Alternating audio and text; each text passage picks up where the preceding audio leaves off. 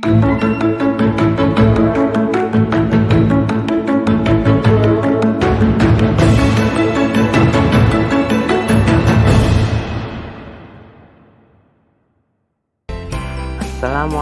warahmatullahi wabarakatuh. Salam guru penggerak. Bergerak, bergerak, dan menggerakkan. Pada kesempatan hari ini, saya akan menjelaskan tentang tugas di modul 1.4 tentang koneksi antar materi dari modul 1.1 sampai modul 1.4. Bersama saya, Destriawan Kurniadi, CGP Angkatan 9 dari Kabupaten Demak, SMA Negeri 1 Wedung. Nah, keterkaitan dari 4 modul yang sudah saya pelajari, yaitu dari modul 1.1 tentang filosofi Ki Hajar Dewantara, modul 1.2 tentang nilai dan peran guru penggerak, modul 1.3 tentang fisik guru penggerak, dan modul 1.4 tentang budaya positif. Itu semuanya nanti akan menuju ke ruang yaitu namanya profil pelajar Pancasila. Jadi semua menuju ke profil pelajar Pancasila. Di dalam modul 1.1 filosofi Ki Hajar Dewantara, di sini pembelajaran berarti menuntun anak sesuai dengan kodrat alam dan kodrat zaman. Yang kedua, seorang pendidik harus menerapkan semboyan ing ngarsa sang tulodo ing madya mangun karsa tutwuri handayani secara seimbang. Kemudian pendidikan bisa menganut asas trikon, yaitu kontinuitas yang berarti berakar pada budaya bangsa yang berkesinambungan, kemudian konvergen yaitu pendidikan yang memanusiakan manusia, dan yang terakhir yaitu konsentris, di mana pendidikan itu menghargai keberagaman dan keunikan pada peserta didik masing-masing. Dan di modul 1.2 mengenai nilai dan peran guru penggerak, yaitu di sini nilai guru penggerak itu ada 5, yaitu berpihak pada murid, mandiri, reflektif, kolaboratif, dan inovatif. Dan sedangkan peran guru penggerak yang pertama itu menjadi pemimpin pembelajaran, yang kedua mewujudkan kepemimpinan murid, yang ketiga mendorong kolaborasi, keempat menjadi coach bagi guru lain, kelima menggerakkan komunitas. Di dalam modul 1.3 tentang visi guru penggerak. Visi guru penggerak adalah representasi visual tentang bagaimana murid kita di masa depan, yaitu dengan mewujudkan profil pelajar Pancasila.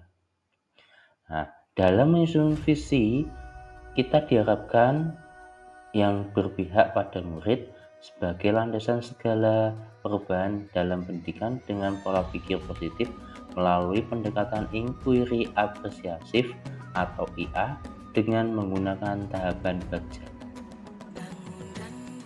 Nah, di modul 1.4 tentang budaya positif itu dijelaskan bahwa berdasarkan penerapan tahapan Bagja akan muncul pembiasaan-pembiasaan positif di lingkungan sekolah kita yang nantinya akan disebut tentang budaya positif. Nah, budaya positif itu akan memberikan rasa aman, nyaman kepada murid dalam proses pembelajaran di sekolah. Dan budaya positif itu juga dapat mendorong murid mampu berpikir, bertindak, dan mencipta sebagai proses memerdekakan mereka sehingga murid dapat lebih mandiri dan bertanggung jawab. Nah, berdasarkan penjelasan tentang modul 1.1 sampai modul 1.4, maka saya menarik kesimpulan keterkaitan materi dari modul 1.1 sampai modul 1.4 itu adalah seorang guru penggerak itu harus mampu memahami nilai dan peran guru penggerak sehingga dapat mewujudkan visi yang disusun berdasarkan filosofi pendidikan Ki Hajar Dewantara, yakni berpihak pada murid. Sebuah visi akan tercapai bila terukur, konkret, sistematis, dan terencana, maka diperlukan pendekatan inquiry apresiatif atau IA dengan tahapan Bagja dalam menyusun sebuah visi tersebut. Nah, berdasarkan penerapan tahapan Bagja, akan muncul pembiasaan-pembiasaan positif di lingkungan sekolah yang dikenal dengan budaya positif. Nah, budaya positif itu akan mendorong murid mampu berpikir, bertindak, dan mencipta sebagai proses memerdekakan mereka sehingga murid dapat lebih mandiri dan bertanggung jawab, sehingga tujuan pembelajaran yang kita impikan yakni memerdekakan murid dan berpihak pada murid akan tercapai dengan lancar dan bahagia. Setelah mengaitkan modul 1.1 sampai modul 1.4, nah pada kesempatan kali ini saya akan merefleksi bagaimana yang sudah saya lakukan selama ini. Yang pertama, sejauh mana pemahaman Anda tentang konsep-konsep inti yang telah Anda pelajari di modul ini, yaitu disiplin positif, teori kontrol, teori motivasi, hukuman, dan penghargaan, posisi kontrol guru, kemudian dasar manusia, keyakinan kelas, dan segitiga restitusi. Nah, adakah hal-hal yang menarik untuk Anda dan di luar dugaan? Disiplin positif dalam pemahaman Ki Hajar Dewantara bertujuan untuk menciptakan lingkungan pendidikan yang mendukung pertumbuhan positif individu tanpa penggunaan hukuman yang keras dan sebaliknya. Kemudian memotivasi peserta didik untuk menjadi lebih bertanggung jawab dan berkembang sebagai manusia yang bermanfaat bagi masyarakat.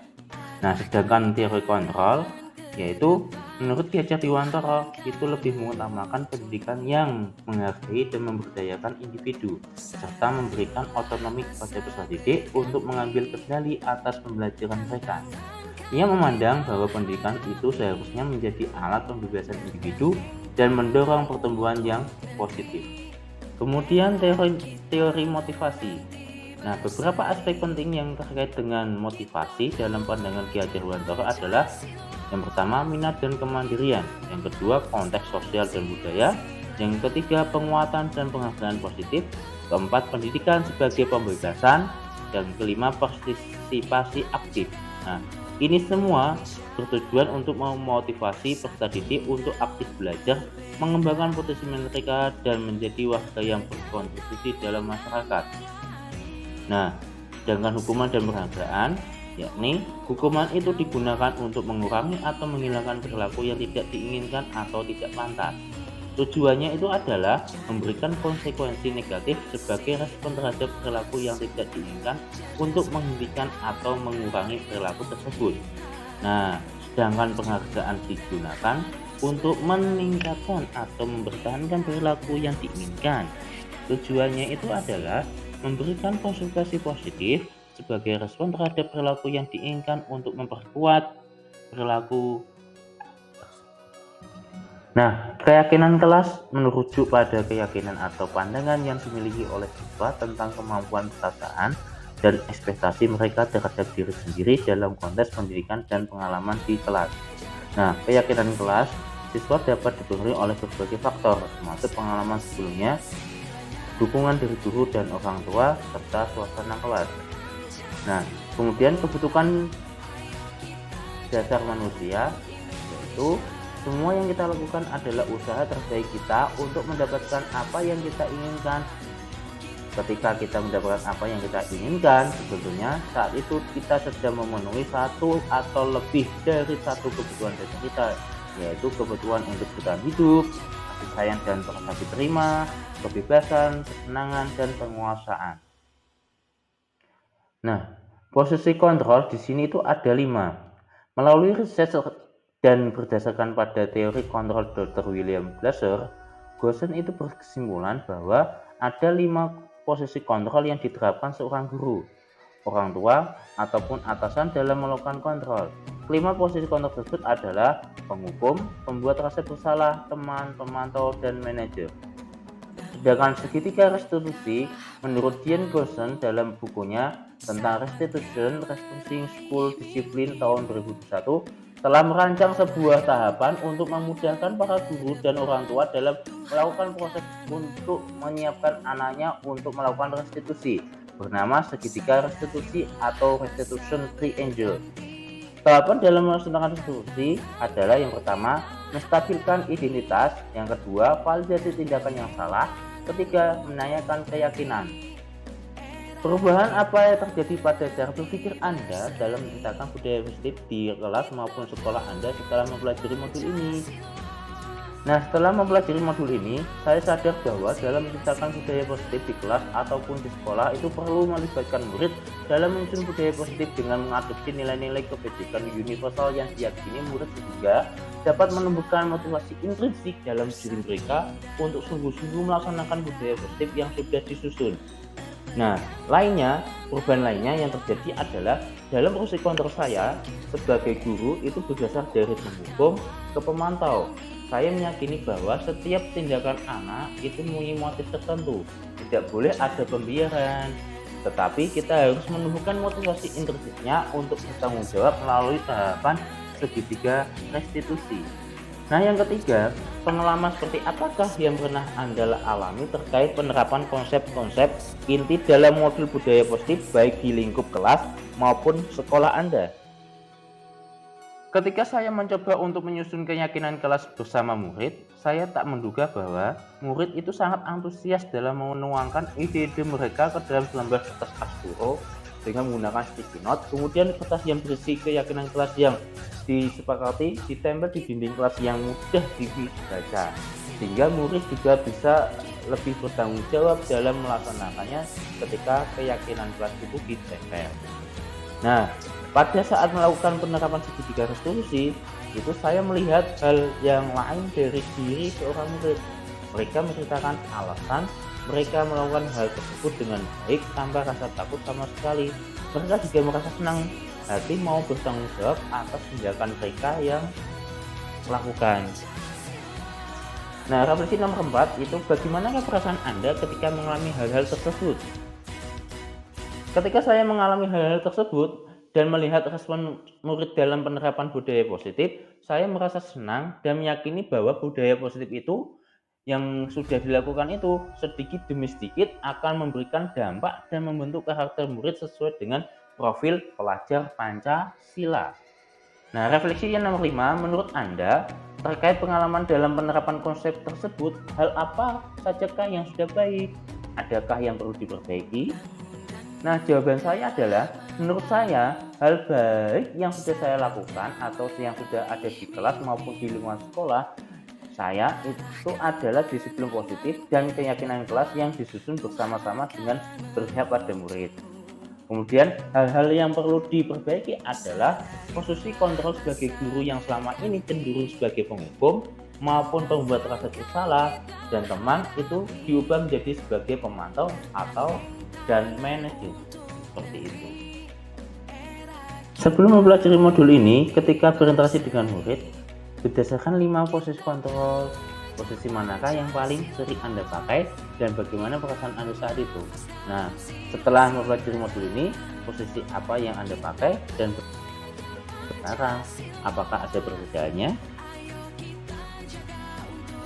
Nah, sebelum mempelajari modul ini, saya sering memposisikan diri sebagai penghukum dan pembuat rasa bersalah. Nah, di sini saya beranggapan bahwa dengan memposisikan seperti itu, murid dapat menghormati saya, namun terkadang murid merasa takut dengan saya ketika bertemu seperti itu. Namun, setelah mempelajari modul ini, saya mencoba memposisikan diri sebagai pemantau, jika bisa sebagai manajer. Nah, perasaan yang saya rasakan ketika memposisikan posisi kontrol tersebut itu merasa nyaman. Murid juga tidak merasa takut lagi kepada saya ketika bertemu dengan saya. Jadi murid itu lebih bisa menghormati saya sebagai guru. Nah, dari kedua itu perbedaan yang saya rasakan adalah murid itu lebih bertanggung jawab atas kesalahan mereka dengan senang hati. Nah, refleksi yang nomor 7 itu tentang sebelum mempelajari modul ini, pernahkah Anda menerapkan segitiga restitusi ketika menghadapi permasalahan murid Anda?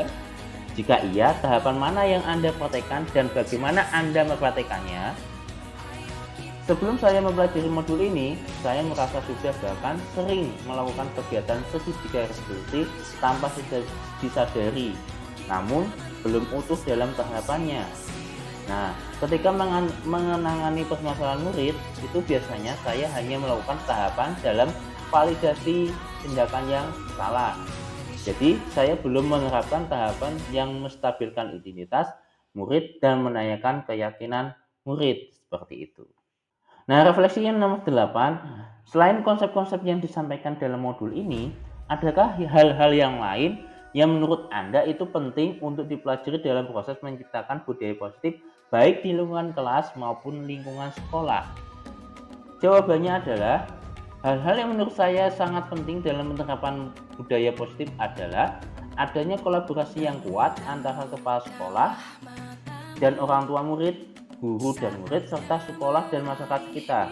Kenapa? Karena budaya positif itu akan terbentuk dan dapat mengakar dengan kuat jika dimulai dari rumah, lingkungan sekitar, dan sekolah.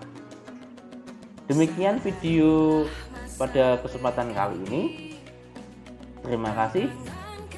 Semoga dapat menginspirasi. Wassalamualaikum warahmatullahi wabarakatuh.